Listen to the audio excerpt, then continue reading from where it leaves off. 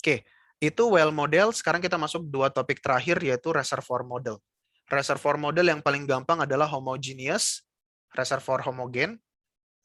Belum ada batas reservoir, jadi kita bisa plot dengan mudah dengan radial flow seperti ini. Kita dapatkan atau kita punya juga equation seperti ini, dan dari sini kita bisa dapatkan informasi penting seperti KH, permeability thickness. Nah, sama juga kita bisa variasikan seperti tadi yang saya bilang, kalau permeability-nya besar, itu plot itu akan cenderung di bawah. Kalau permeability-nya kecil, akan dia di atas. Oke, dan ini efeknya terhadap pressure history ya. Kalau dia permeability-nya kecil, tekanan itu turun gitu ya, karena seperti pressure drop yang semakin besar. Tapi kalau permeability-nya besar, 50 milidarcy, pressure drop itu akan lebih kecil. Dan ini semi-log-nya. Oke. Pengaruh dari thickness juga sama ya. Kalau thickness-nya besar, plot itu akan ada di bawah. Kalau thickness-nya kecil, plot itu akan ada di atas. Nah, itu tadi homogeneous, sekarang dual porosity. Ini kalau kita punya reservoir yang banyak fracture-nya. Apa yang terjadi pada dual porosity? Pertama-tama, aliran itu berasal dari fracture atau dari fissure. Ya, baru setelah alirannya mulai habis, terjadi perbedaan tekanan ya, pressure difference antara fracture dengan matrix, sehingga matrix terpicu untuk memberikan fluid ke dalam fracture. Ya, jadi sekarang ada aliran dari matrix, matrix sekarang ngecharge, memberikan fluidnya kepada fracture. Jadi akan ada aliran merah dengan hijau. Nah, ini akan terlihat ketika kita melakukan pressure transient analysis. Ada beberapa aspek yang penting, parameter yang baru yaitu storativity ratio, berapa storage-nya fracture dibagi storage-nya total, storage matrix plus storage fracture. Itu adalah omega. Kemudian ada interporosity flow parameter, simbolnya lambda. Ini seberapa responsif matrix untuk memberikan flow ke fracture. Kalau dia kecil, artinya matrix ini seperti lambat memberikan fluida ke fracture.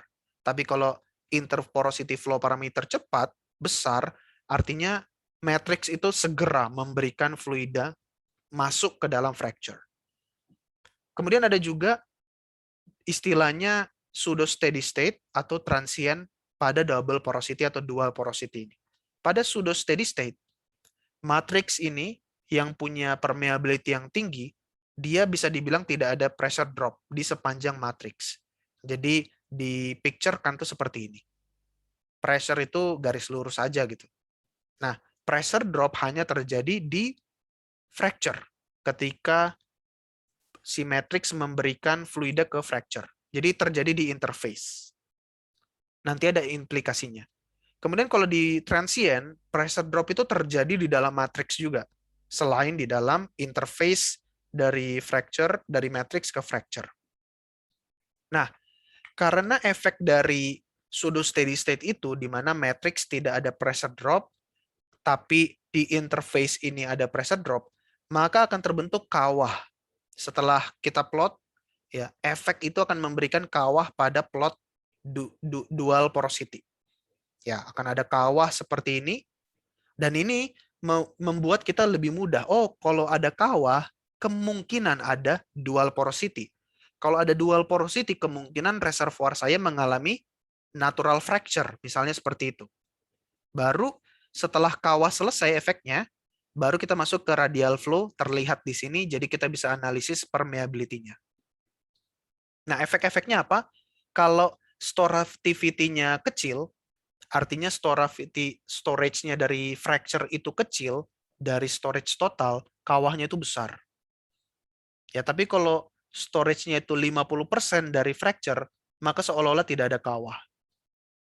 Kemudian kalau storativity atau interporosity flow parameternya besar, 1 minus 6, 1 kali 10 pangkat minus 6, maka transient itu segera muncul, tapi akan masuk ke fase yang kedua. regime yang kedua yaitu radial flow gabungan dari fissure plus matrix. Karena yang awalnya adalah radial flow dari fissure saja, ya. Radial flow dari fissure saja langsung masuk interflow, matrix mulai berkontribusi, baru kita masuk ke radial flow gabungan antara matrix dengan si fissure atau fracture. Tapi kalau lambdanya kecil, interporosity flow parameternya kecil, 1 kali 10 pangkat minus 8, maka muncul kawahnya itu belakangan. Oke, kemudian ada transient. Kalau transient, kawahnya itu tidak terlalu terlihat, tapi dari awal dia sudah kecil seperti ini. Udah turun seperti ini. Oke. Jadi bisa kelihatan dari penampakannya aja udah beda nih antara pseudo steady state dan transient. Dan ini nanti di software itu akan muncul dual porosity Anda apakah pseudo steady state atau transient. Nah, sama juga storativity ratio makin kecil ya 0,05 itu kawahnya makin dalam, makin besar kawahnya akan semakin kecil. Interporosity flow parameter juga sama, semakin kecil atau semakin besar, maka kawahnya itu akan segera berlangsung dan kemudian selesai. Sekarang akan ada gabungan dari matrix dan fissure, tapi kalau kecil, belakangan dia muncul. Oke, sekarang dual permeability ya. Dual permeability tadi dual porosity, sekarang dual permeability. Pada dual permeability ini kita punya dua layer dengan nilai permeability yang berbeda. Ada K1, layer 1, dan K2, permeability lebih kecil dari K1. Mengalir dua-duanya karena kita buka dua-duanya, tapi karena permeability 1 lebih besar, maka bisa dibilang pressure di 1 lebih cepat habis dibandingkan kedua. Karena aliran dari layer 1 ini lebih deras, karena permeability-nya lebih tinggi.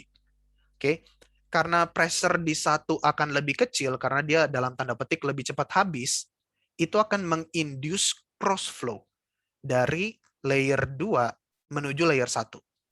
Ya, ini akan terjadi kalau kita punya dual permeability reservoir yang tidak ada barrier antara 1 dengan 2. Oke, di sini kita akan mengenal beberapa parameter.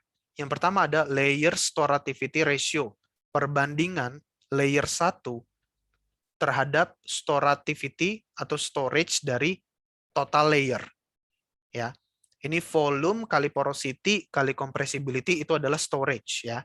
Sekarang kita bagi layer 1 dibagi total layer. Makanya kita sebut storativity. Baru ada interlayer flow parameter. Ini seperti di dual porosity tadi. Tapi kalau dual porosity itu adalah dari matrix ke fracture, kalau interlayer flow parameter nih dari layer 2 memberi fluidnya ke layer 1. Itu akan seperti ini perhitungannya. Baru ada juga permeability thickness ratio, kappa. KH1 dibagi KH total. Nah, sama dengan hal-hal seperti itu kita bisa memplot dalam log-log plot, ada kawah juga, ada transisi juga. Oke, kemudian baru masuk ke radial flow, yang mana radial flow yang ini adalah kontribusi dari layer 1 dan layer 2 yang sudah ditotal. Oke, nah sama juga ya, storativity ratio, kalau layer 1 storativity-nya kecil, maka kawahnya itu besar. Tapi kalau storativity-nya 50-50, maka seperti ini. Interlayer flow parameter juga semakin besar, dia efek dari kedua layer itu akan lebih cepat bergabung. Tapi kalau lebih kecil, maka efeknya itu akan belakangan timbulnya. Permeability thickness ratio juga sama ya. Kalau permeability thickness kapanya adalah 1, itu kecil berarti terhadap total, atau besar ya, sama besar, itu akan seperti ini. Tapi kalau dia 50-50, 50% akan seperti ini. Oke, ini bukan interlayer flow parameter, tapi ini adalah wellbore storage, dan di sini kelihatan lebih jelas lagi. Tanpa storage, kita akan memiliki plot yang warna golden. Kelihatan lembahnya. Tapi let's say wellbore storage kita besar, C kita 1. Maka kita akan menunjukkan plot yang warna hijau, kita akan kehilangan lembah ini. Ya, lembah ini tidak akan kelihatan oleh plot hijau karena wellbore storage yang besar. Jadi wellbore storage menutupi efek dual permeability. Oke, kemudian composite. Composite ini ada dua karakteristik ya, antara karakteristik yang bawah, yang dalam maksudnya, region 1, dan karakter di region 2. Ini kalau radial composite, kalau linear composite itu seperti ini. Ya, ada region 1 dan ada region 2 yang beda karakteristiknya. Radial composite ini sering terjadi. Yang pertama misalnya injection of fluid different to the reservoir fluid. Misalnya kita injeksi water injection misalnya, atau gas injection, atau CO2 injection. Maka akan terbentuk region 1 dan region 2. Ya kan? Region 1 ini yang ada water injection-nya, yang 2 ini adalah zona-zona yang lebih jauh. Artinya kalau kita punya kondisi seperti ini dan kita well testing, kemungkinan akan memberikan efek radial composite atau linear composite. Kemudian juga ada change in saturation akibat aquifer, atau berubahnya saturasi karena gas cap, atau change in lateral saturation karena production below bubble or dew point. Ya, jadi daerah sini akan beda karakteristiknya dibandingkan daerah 2 karena satu ini di bawah bubble point atau di bawah dew point.